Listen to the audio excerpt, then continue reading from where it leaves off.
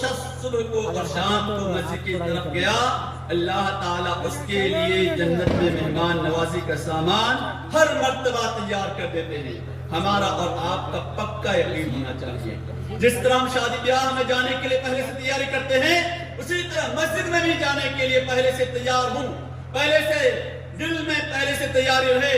ہم اتنے ٹائم تک اپنے کام کو سمیٹ لیں گے۔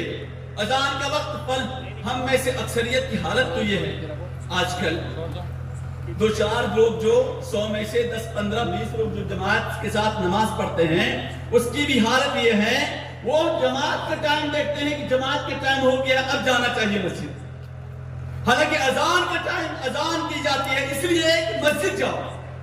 اذان کے ٹائم سے کوئی بھی اپنی چیئر چھوڑ کر کے دکان سے کھڑا نہیں ہوتا، اپنے کاروبار کو چھوڑ کر کے مسجد کے لیے جانے کے لیے کھڑا نہیں ہوتا، اذان سے پہلے کوئی بھی تیاری نہیں کرتا ہے۔ کیا ہمارا یقین نہیں اس بات پر کہ اللہ ہی ہمارا خالق ہے، اللہ ہی ہمارا رب ہے، وہی رب ہمیں ہر چیز سے نوازنے والا ہے، ہر چیز کو دینے والا ہے۔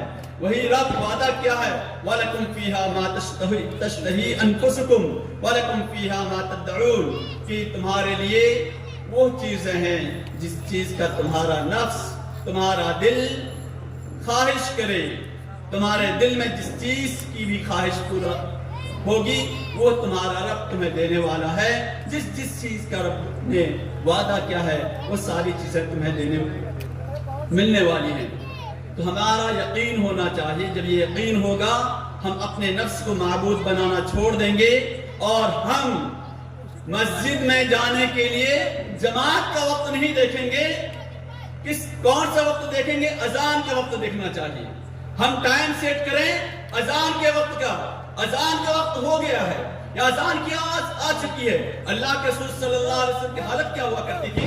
حضرت عائشہ رضی اللہ تعالیٰ عنہ فرماتی ہیں کہ اللہ کے رسول صلی اللہ علیہ وسلم ہمارے بیچ سے اس طرح سے اٹھ کر کے جاتے تھے جیسے کہ ہمیں پہچانتے ہی نہ ہوں۔ جو اذان کی آواز آ جاتی تھی کانوں میں، اللہ کے رسول صلی اللہ علیہ وسلم ہمارے درمیان سے اس طرح نکل کھڑے ہوتے تھے جیسے کہ ہمیں وہ پہچانتے ہی نہیں۔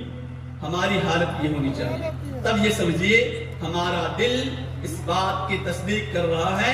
ہم نے کہا ہمارا رب اللہ ہے اور اس کے علاوہ تمام معبودوں کو توڑ دیا، چاہے وہ معبود ہمارا نفس ہی کیوں نہ ہو۔ اللہ رب العالمین